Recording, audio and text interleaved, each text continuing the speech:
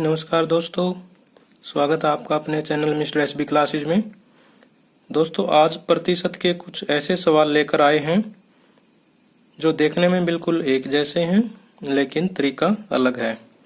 देखिए, डिफरेंस मैं आपको समझा दूंगा जैसे हम इनको करेंगे। देखिए, सबसे पहले क्या है, मेरी आय का 16% भाग मकान के किराए पर, 62% भाग भोजन पर तथा शेष का आधा अन्य चीजों पर खर्च हो गया। मेरी बचत बताइए।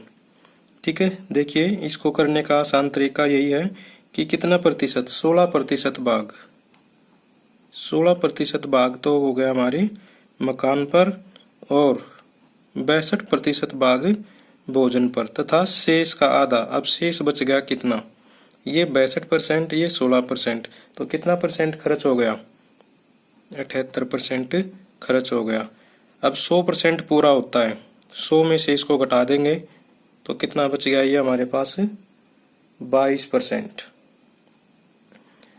तो अब ये कहता है शेष का आधा, यानी कि ये शेष बच गया हमारे पास 22%, शेष का आधा। अब शेष हमारे पास 22 है, तो 22 का आधा कितना हो गया, भाग कर देते हैं 2 से, तो 11%।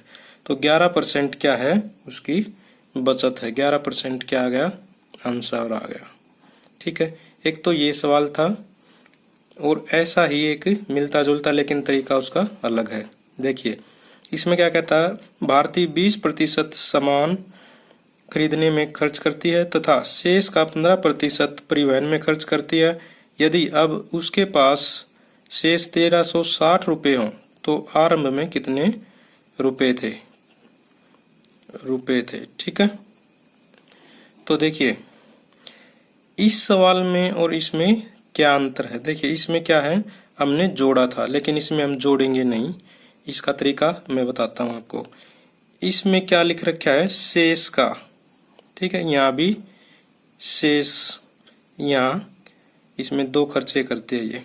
ठीक है, डिफरेंस ये आएगा कि 20% सामान पर खर्च कर देते, यानी कि उसके पास 100 था, 100 में से 20 खर्च कर दिया उसने, तो कितना बच गया, 80/100, 80% बच गया। ठीक है, फिर शेष का 15%, जहां पर शेष का आता है दोस्तों जी सवाल में, देखिए इसमें शेष का नहीं था, इसलिए हमने इसमें जोड़ दिया था सीधे, लेकिन इसमें है शेष का। अगर शेष का आता है तो फिर से हम 100 में से ही घटाएंगे। शेष का 15%, यानी कि कितना रह गया इसमें हमारे पास, 85% बटे 100 गुणा, तो शेष उसके पास कितने बच गए, 1360।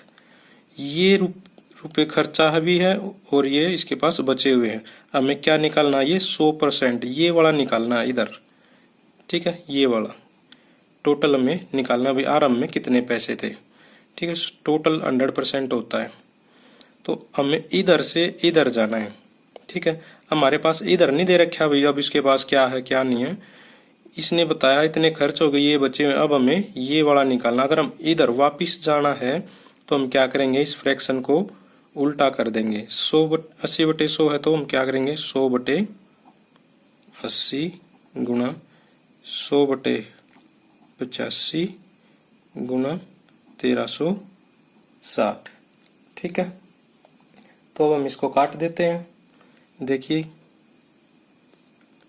इसको हम काट देते हैं, किससे देखते हैं, जो ज्यादा इजी होगा उसी से काटते हैं। इससे ये काट दिया। ठीक है, और ये आ गया हमारा, चलो देखते हैं, 8 एकम 8, 8 एकम 8, 8 और 5 13, यानी कि 5 बच गए, 8 और 7 56, 17 एकम 17, 17 पंजे 85। ठीक है, 5 एकम 5, 5 20 100, तो 20 और 100 बच गया, यानी कि 2000 रुपये। क्या आ गया, हमारा आंसर आ गया। उम्मीद है आप लोगों को समझ में आ गया होगा, दोनों का डिफरेंस भी समझ में आ गया होगा। अगर नहीं समझ में आता तो आप कमेंट करके मेरे से पूछ सकते हैं, या फिर वीडियो को दोबारा से एक बार देखेंगे तो क्लियर हो जाएगा आपको। देखिए, एक और इसी तरह का है, ये भी शेष वाला है। अगर शेष दे रखा है तो घटाते चलेंगे, अगर शेष नहीं दे रखा है तो जोड़ेंगे, ठीक है, सीधा जोड़ेंगे। अब इसमें शेष दे रखा है, देखिए इतना खर्च कर देते हैं मकान किराए पर, शेष का 20%, शेष का 40%, ठीक है, इस तरह से। तो हमारे पास मान लीजिए इधर है, ये हमें निकालना है 100%, ठीक है।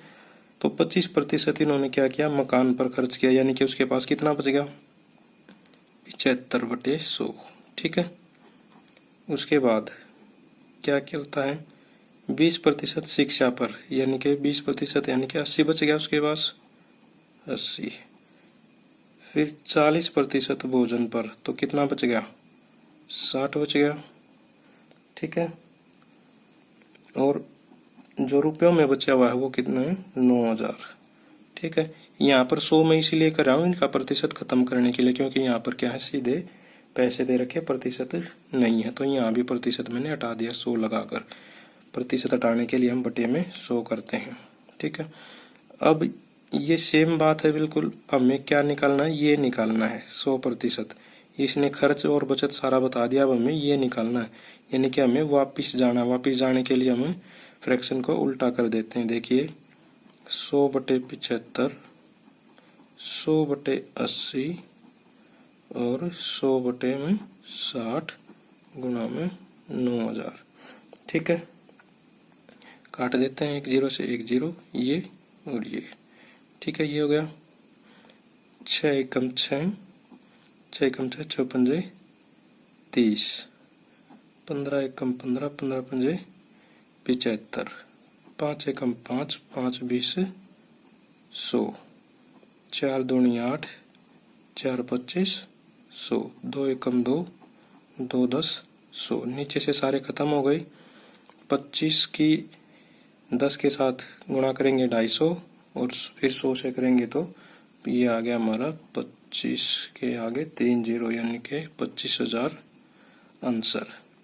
दोस्तों बहुत ही आसान है अगर समझेंगे ध्यान से, ठीक है। एक बार समझ में नहीं आता है तो आप 2 बार देख सकते हैं वीडियो को, लेकिन उम्मीद है आप लोगों को समझ में आ जाएगा। और आपको चैनल का कंटेंट पसंद आता है तो आप चैनल को सब्सक्राइब कर सकते हैं, वीडियो को लाइक कर सकते हैं, दोस्तों में शेयर कर सकते हैं। Thank you very much.